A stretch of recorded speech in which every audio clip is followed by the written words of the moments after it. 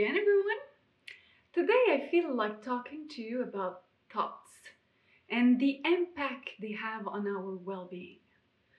I'm thinking of the domino effect. When the first tile falls on the next, all the tiles alternatively fall over. Thoughts tend to do the same with our emotions and behavior. If, for example, I'm thinking for a student, wow, I really scored well on this exam. This positive thought triggers feelings of happiness, satisfaction, pride, and self-confidence that, in turn, have an impact on the way I act and behave. I'm therefore likely to better invest myself into my studies, take a more active part in class, procrastinate less with my homework.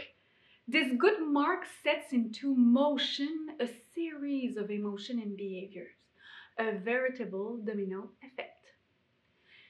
Now that I'm aware that my thoughts have an effect on my overall functioning, things tend to get tricky, however, when a person has what I call distorted thoughts. Thoughts that are not in tune with reality. This phenomenon is also called cognitive distortion. A well-known Quebec psychologist has translated this into the following mathematical equation.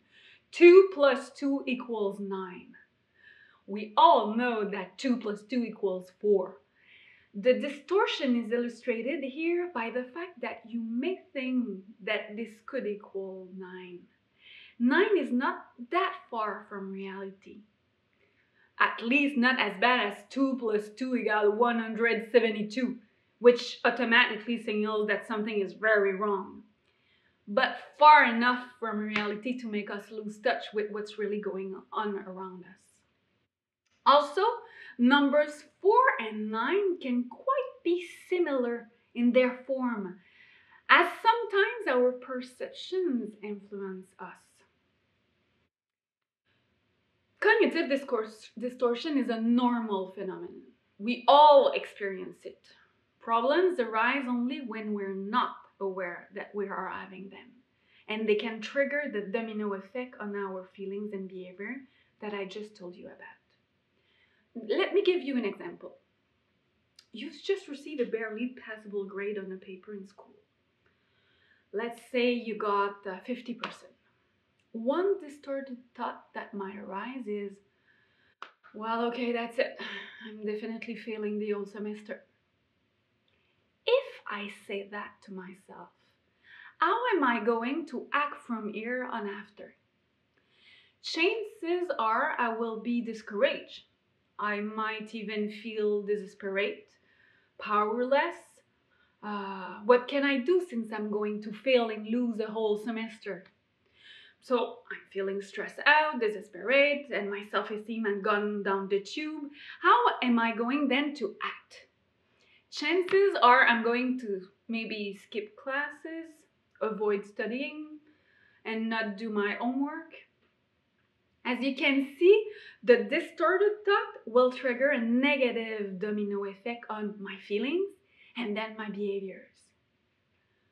What happens if I recognize what's happening and just take a moment to examine what's really going on? Let's look at the illustration on the screen. First, I recognize that I'm having a cognition distortion episode, and I tell myself not to worry with self-empathy, as we learned in video 6. That is a totally normal thing in the circumstances. Since I don't want to go through the negative domino effect that I've just told you about, I take a step back and look at the facts, nothing but the facts. Okay, this paper is worth 15% of the total semester for this class. The previous paper was worth 20% and I got 75 on it. It happened before and I did great. So the overall picture is becoming a bit clearer here. Look at the left-hand corner of the screen. What's the rational thought here? Okay, I had a bit more trouble with this portion of the class, but I can still get back on track. So, following this rational thought, what domino effect is likely to be triggered? Of course, I might still feel unhappy with my result. That's completely normal. However, once I objectively look at the fact, I'm likely to feel motivated to do better next time and to put in the effort to succeed despite this setback. Once we know that our thoughts can have this type of impact on our lives, we tend to be a bit more vigilant about them. This applies to everything in life because cognitive distortion can occur in all types of situations. Here's another example. Let's say a young woman and her partner are walking down the street and a beautiful girl goes by. Her partner takes a brief look at the woman and quickly get back to the conversation they were having.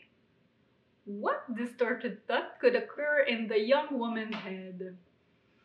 She might tell herself something like, well, of course, I'm sure he thinks that she's prettier than me. What impact can that have on her feelings? What if she goes on to say to herself, oh, could it be that he would rather be with someone else than me? By doing that, she may digging herself deeper into a self-esteem issue that she has. Indeed, cognitive distortion often echo a specific vulnerability or weak spot that we have. So, if this young woman is thinking that her partner finds the other one more attractive than her, what emotion will trigger? Fear, jealousy, sadness, or even anger, depending on her personality? And then what behaviors will ensue from these emotions? Sulking is likely. When her boyfriend asks, are you okay? She will respond with something like, yeah, sure am. With that unmistakable self-righteous twist. Someone else will opt for an outright fight with the guy or with the partner, while another girl will choose to withdraw into herself and will refuse to talk. All of these reactions have in common that single distorted thought, 2 plus 2 equals 9. The young woman could also choose to go back to the facts. Yeah, okay. He briefly looked at this woman. It could be just a reflex action.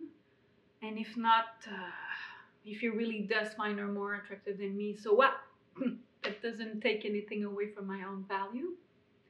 This constitutes the 2 plus 2 equals 4 thought. What emotion will this trigger? She might be indifferent and just resume the walk and conversation as if nothing had happened. She might be curious, in which case she will ask her partner if he knew that woman from somewhere, to which she might well say, huh? What? What are you talking about? Case closed. So all of these examples show how you can easily change the way you think. Of course, you might be quick to revisit your old patterns of thought. But knowing about this concept and paying attention, you can easily put your thoughts and reaction back on course. It's also up to you to choose what you want to go through. Being upset and sad because of something you've imagined, or being anchored in reality. Here, please understand that I'm not saying that you should look at life through pink-colored lenses. I'm not telling you to look at it with dark-colored lenses either. I'm just telling you to look at life through transparent lenses, so you can see things as they really are. This tool is designed to help you to see life in a rational way. Just let me give you another example, something more difficult to fathom. Let's say you've just lost a friend in a car accident, or worse, to suicide. Of course, your rational thoughts about such an event will be painful and you will undoubtedly feel overwhelmed and sad or angry. In these circumstances, such emotions are perfectly understandable. When in doubt, ask yourself if the thoughts you are having are rational or not. In difficult circumstances, rational thoughts may be uncomfortable, but they are rooted in reality, not a distorted view of the world around you. So what do you do with them? You let yourself experience these emotions generated by these thoughts as they are normal in such a case. You must be careful, however, not to go to certain places with such thoughts. Let's get back to the friend who died by suicide. If you start telling yourself, it's my fault that he died, I should have been more aware or of what he was feeling and have stood him more. This is an example of irrational thought. Cognitive distortion. In other words, it's a 2 plus 2 equals 172. Thinking this will give rise to veritable emotional tsunami. Guilt, anger, frustration towards yourself can lead to self-isolation, losing faith in yourself. This is very different from the normal reaction to be expected in such circumstances. Guilt has no place in your grieving process as it stems from an irrational thought. So be careful with this. Also, be careful with positive thinking too. Are your positive thoughts anchored in reality, or do they result from cognitive distortion? Don't tell yourself that your friends will always like you whatsoever you do or say. Don't think that teacher who seems to like you is sure to give you a good grade. Such thoughts are not rooted in reality. So once again, don't wear pink-colored or dark lenses. Please just wear transparent ones. We want to see things clearly. Also, if you have episodes of cognitive distortion, don't panic or judge yourself. This is so absolutely normal from time to time. We just take a step back and we look at the cold, hard facts. Once again, if you're interested, I'm offering you an integration exercise. I entitled it How to Change My Distorted Thoughts That Affect My Well-Being. You can start by jotting down a situation you've experienced and reacted to with irrational thoughts. And then list the emotion and actions that stemmed from it. Take time to think over the facts and extrapolate the emotion and action that you would have been triggered if your thoughts had been more rational, more rooted in reality. And then compare the two columns. Ask yourself, which one would you prefer to live through? As I said before, this tool aims in helping us to discern between fiction and reality and help us to feel and act accordingly. So I hope that has been useful. Once again, don't worry about the occasional episode of cognitive distortion. They happen to all of us, and sometimes even on a regular basis. However, the sooner we recognize them for what they are, the sooner we can instill more positive emotion and behavior into our lives. So, have a great day. See you soon.